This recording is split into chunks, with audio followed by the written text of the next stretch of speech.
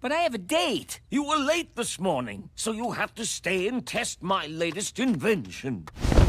Behold, a time-traveling machine. Hey, hello, how do you do? ShadyDRX here. So, I was bored and felt like reviewing a Futurama episode. I genuinely did not care which one. I was just in a Futurama mood, so I told myself to pick one at random, and no matter what episode it was, I was gonna talk about it. And it turned out to be this one. I am not even joking. The late Philip J. Fry, one of the most beloved episodes of Futurama, as well as one of the most requested episodes from this show for me to review, I'm now going to look at by complete accident. Hey, Atheist, you sure you're on the winning team? Cause that seemed like some divine nonsense right there. So what can I say about the late Philip J. Fry that hasn't already been said? The answer is nothing. I can add nothing to the conversation. Johnny already talked about everything one possibly could with this episode. Go watch his video. Alright, relevant context. It's Futurama, Fry and Leela are dating at this point, Kim Possible, Chalkstone, and Kids Next Door all first premiered 20 years ago. Yes, you are old. And that's it.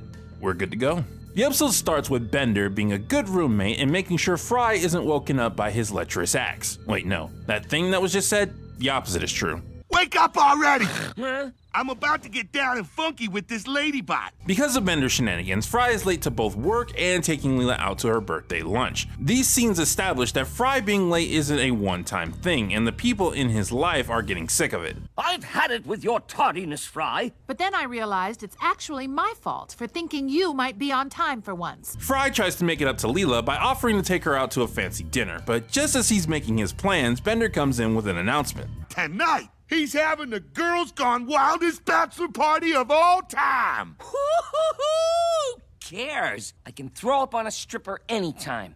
Tonight, I want to not throw up. On you. Really?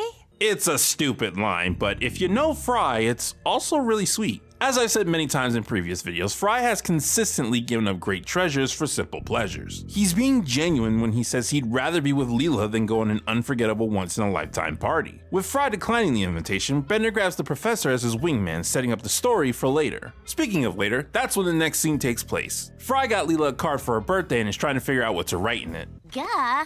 It's a record your own message card. You don't sign it. If I leave now, record a birthday greeting on the way, score some fancy cologne at the newsstand, I'll be exactly on time. I can't tell if Amy's book having no words in it was intentional or not. Before Fry can make it out the door, Farnsworth stops him, insisting that before he make up his tardiness to Leela, he has to make up his tardiness for his job. The professor forces Fry and Bender, for some reason, to test out his latest invention, a time machine. Time? I can't go back there. Get it? Because Bender's big score? This time machine only goes forward in time. That way you can't accidentally change history or do something disgusting like sleep with your own grandmother. Get it? Because the Roswell episode? Hey wait, one of those references says you can't change history with time travel while the other one says you can. Fry records his card while the professor begins the experiment. I'll just nudge us forward exactly 1 minute into the floor. I don't know why, but the professor falling over on that exact part is always funny to me. Hey look, what's that figure outside the window? Yeah, I'm sure it's not important. Once the group gets themselves together, they wind up stopping the time machine, but it's in the year 10,000 AD. Meanwhile, in the distant past, Leela gets stood up once again. Hey, I wonder what that server is saying to her about the history of the cavern. Yeah, I'm sure it's not important. Leela goes back to Planet Express to figure out what happened to Fry. Obviously, he went to that pervert party with Bender and the professor. Fry went to the party?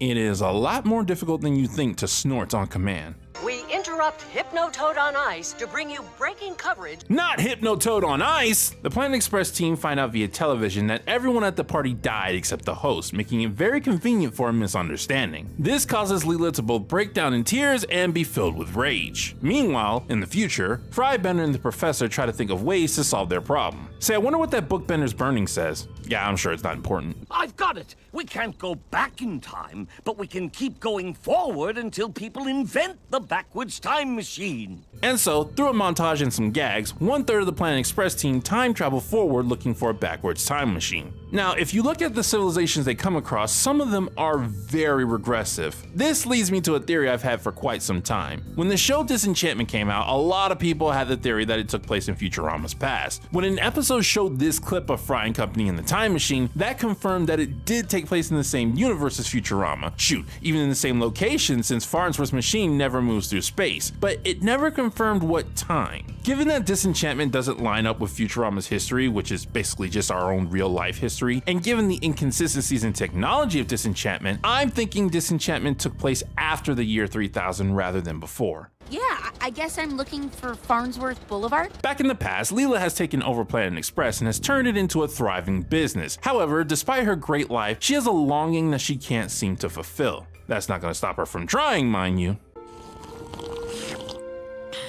Hey, Leels. Hi, Q-Bert. Eventually, the time travel gang make it to the year 1 billion. All life on the planet is extinct, and since the time machine only travels through time and not space, that means the group is out of options. Feeling bummed out, Fry takes a walk to the restaurant he was supposed to meet Leela at. I made it, Leela. Sorry I'm a billion years late. Oh, Fry. Technically, it wasn't a billion years. So you left in the year 3010 and it's the year 1 billion, so it'd be slightly less than a billion. Once again, we go back to the past to see how Leela's doing. Turns out Q-Bert was a bad choice for her. I'm married to the job now.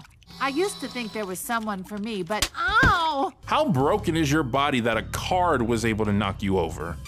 Happy birthday, Leela. I'm really sorry I'm gonna be 1 minute late, because we're testing the professor's dumb time machine. My whole life I've been mad at him, and it wasn't his fault. Oh, Leela. Technically, it wasn't your whole life. So you met Fry when you were. Leela goes back to the last place that Fry supposedly stood her up in. And because she's apparently a freaking genius at geology and a perfect shot, she's able to make the cavern create a message for Fry to see slightly less than a billion years in the future. Dear Fry, our time together was short, but it was the best time of my life. Seeing this brings Fry some peace. He decides that the best thing to do is just enjoy the moment. To the end of the universe. This is actually my favorite part of the episode. Futurama could really nail down beauty when it wanted to. Look at those colors! Eventually, they make it to the end of the universe and...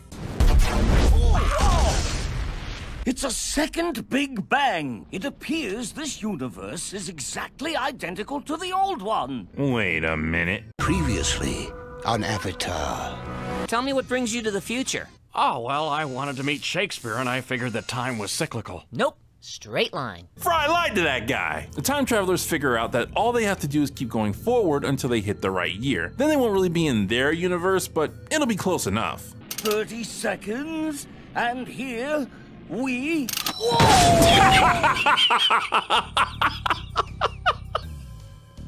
Seriously, every time! We'll have to bring her around again.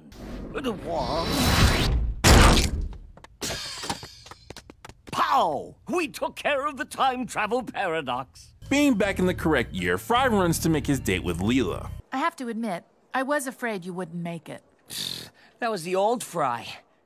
He's dead now. Ah, I get it. The late Philip J. Fry. Double entendre. Actually, it's a triple entendre since everyone thought Fry was dead in the other universe too. The episode ends with Leela and Fry romantically gazing at the sky while Bender buries the evidence of what happened. And that was the late Philip J. Fry. Admittedly, I don't like this episode as much as everyone else. Not that I dislike it, it's just that there are other Futurama episodes that hit that sweet spot of entertainment for me personally more than this one does. However, objectively, I do think this is one of, if not the best episode of Futurama. It tells an emotional and humorous story, doing well to establish Chekhov's gun multiple times. And good gravy, is it just gorgeous to watch. I will admit it's not my favorite, but I agree with the fandom that this is one of the legendary episodes. However, because a lot of people focus on the touching moments of this episode, I feel like a good many miss out on how sad it actually is. Fry A and Leela C end on a happy note, but for Fry C and Leela A, that's not the case. Fry C died before he could prove to Leela C that he was capable of being on time, and Leela A died heartbroken, having been angry at Fry A most of her life for something he didn't do. All in all, the late Philip J. Fry hits the nail on the head of a great many things people love about Futurama. I know it took me a while to get to reviewing it, but hey, better late than never. This has been Shady Durags. So long. Farewell. Auf Wiedersehen. Goodbye.